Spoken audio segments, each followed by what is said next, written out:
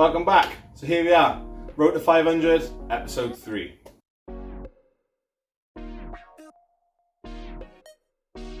Potentially a very important episode today, and I'll tell you why. Basically, the direction this build takes all depends on what we find inside this motor. Now, what I'm hoping and expecting is that internally it'll be very healthy, and all I have to do is swap out some bearings, shells, mains, ends, gaskets, some head studs, and then we can just move forward with making power, aiming for around the 500 mark. However, if there is too much wear and tear in the engine, which there very well could be, we'll have to assess that and see how we move forward with the build. So, what potentially could happen is if the bores are worn or the pistons are shot, I'll get them bored out and have to put some forged pistons in there. If that happens, this is more likely to become Road to 600 and not Road to 500. If for whatever reason the crank was shot, which I very much doubt, the likelihood is then I'd go for a stroker crank with some forged rods and pistons and shoot for more the 750 mark. Now, I'll be honest with you, I kind of hope that doesn't happen because I can't really afford it. But if that's the direction I've got to go in, I'll make sure it happens. But like I said, this is all completely dependent upon what we find inside the bay. So I'm going to take this apart nice and steady, make sure I get lots of close-ups for you, and I'll talk you through each process as we strip it down and take a look at each piece individually and see how much damage, how much wear and tear is on the inside. We're going to strip the head off the block and place it to one side. I'm not going to touch that in this episode. We're going to focus solely on the block. What we're going to do is spin it round, drop the pistons out, pull the crank out, and take a look at everything. Mostly paying attention to all the bearings, the rings, and the bore. Then the likelihood is I'm going to have to take it to a machine shop and get them to measure everything up so I know exactly how much play I've got and if the pistons and the crank are all within tolerance. If they are, then it's simple as new shells, new rings, and put everything back together. There is only one way to find out though, and that's by getting inside it.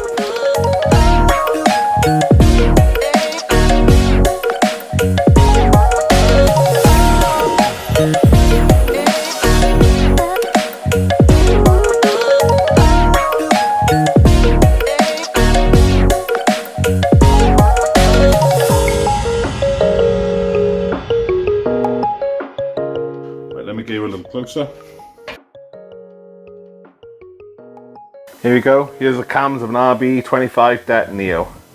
You can see here, these little grooves that run down here, but these are by design. Basically, the idea of these is that we can slot down here to get to the head studs without having to remove the cams, which is nice. I think the only caveat to that is if you get the ARP head studs, the nuts are a little bigger and then you have to remove the cams to get to the nuts, which is obviously a pain in the ass. Doesn't look like I have to do that though, so we got a nice simple task of just getting down here, loosening up these head nuts and pulling the head straight off.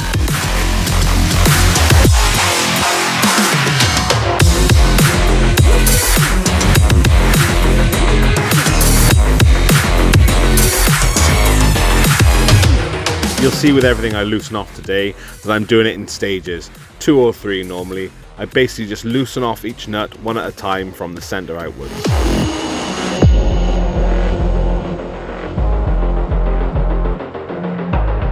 So now with the head studs off and these little retaining bolts gone, the head should come away from the block with quite a bit of ease. A little bit of advice for anyone who's doing this, not just on this engine but any engine, don't start beating on the head to try and get away from the block unless you're 100% certain there's nothing else holding it in place. Let's jump on this now and see if it'll come away nice and easily. There you go, so see like a good separation there. And there. Got to pick this head up straight off the block. There it is. So we've got the head off. I'm looking at the head gasket and it's a metal one.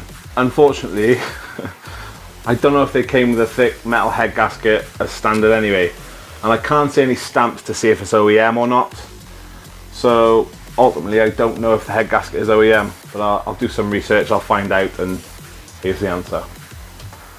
Okay, and here's a look at the pistons. Again, these are standard pistons and they are a standard size. So the cylinders haven't been bored out at any point. The only thing I don't know is standard again is it's got these oil restrictors in. Now I'm pretty sure they come with oil restrictors as standard on the Neo, but I'm not sure if these are standard size. Again, I will do some research, find out, and let you know. Okay, so I did some research online about these oil restrictors, and it seems that some of the Neos came with them and some of them didn't. I'm going to assume by this one, with the material being slightly different and the fact that it looks like there's some damage where perhaps it's been fitted, that this is not standard. I'm also assuming with the multi-layer steel head gasket that perhaps the head was taken off to fit these oil restrictors. Right, next step is turn this thing around, take off the piston end caps and drop the pistons out.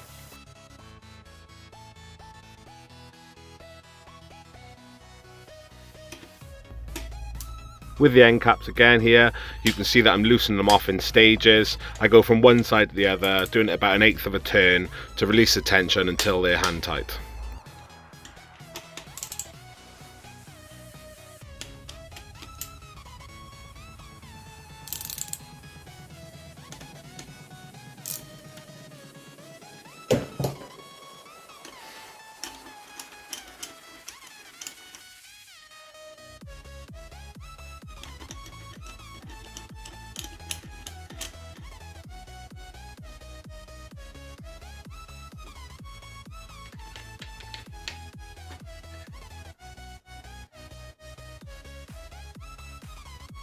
Right, this is a shell off number 1. To be fair, it actually looks really good. Minus this score mark through here. That shouldn't be there. It's not deep and it's not particularly bad, but it still shouldn't be there. Right, I'm going to drop this piston out now.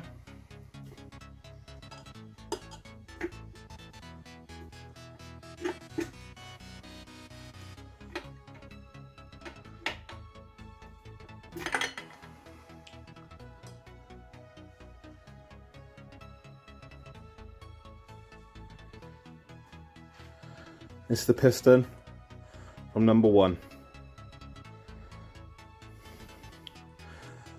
Same scoring on the shell as the other side, but that's pretty typical. If it's on one shell, it's going to be on the other side of the same shell. Other than that, first look at this, I can't see any massive problems with it.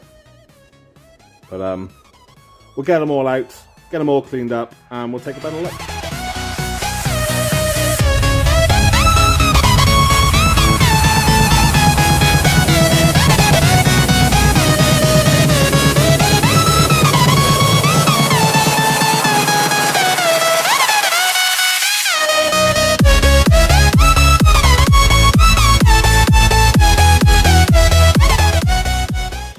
Right, so I've got all the pistons laid out here, 1 through to 6. I'm going to take a closer look at them individually.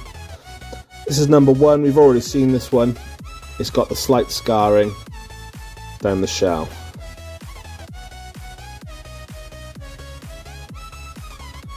Number 2 looks absolutely fine. I mean, there is very, very slight scarring on this edge, but almost unnoticeable, and it's certainly not something you can feel.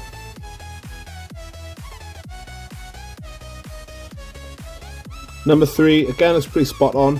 A little bit of uneven wearing here in the centre, but certainly not anything that's a concern.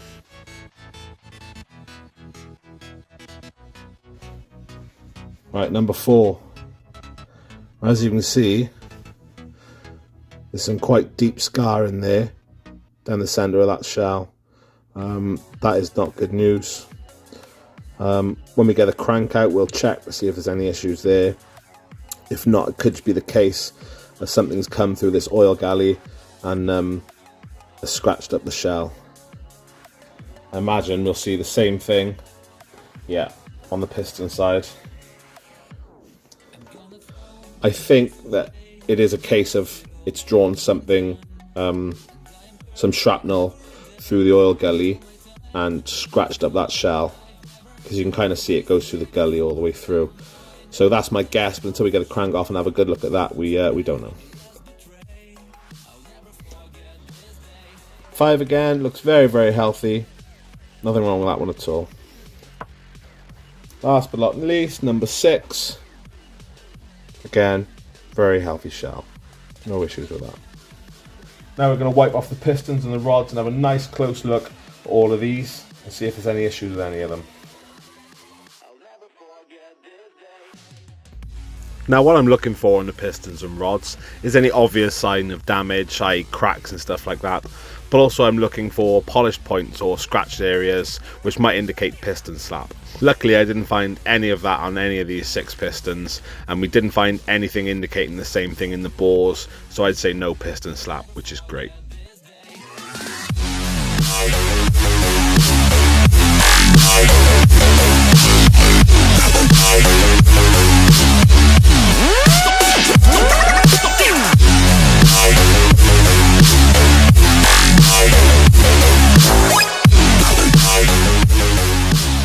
Well, here's the mains bearings, and good news, they all look absolutely spot on. And here's the other side of the mains bearings. Again, they look absolutely spot on. They're worn in places, but not unevenly and not too much. Not more than you'd expect from any car that's done 70,000 miles, really. Well, I've had a good look over the crank, and I can see absolutely no visual issues with it whatsoever. Even on number 4, where we had the quite heavily scorned shell, you can see there's absolutely no issues with the crank in that area whatsoever, or anywhere else for that matter.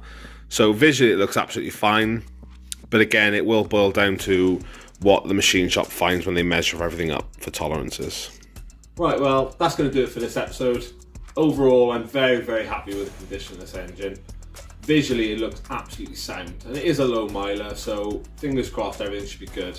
What I'm going to do now is chuck this in the boot of my car, take it down to the machine shop and get everything checked and measured to make sure everything's inside tolerance. If that's the case, then the next episode is just going to be us building this thing back up.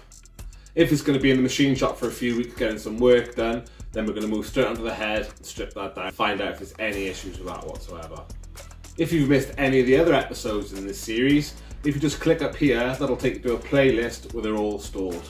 Other than that, you can look up that way, and that'll take you to the original build and some of the stuff that I did on the Skyline there. Thank you again for watching, and we'll see you in the next episode.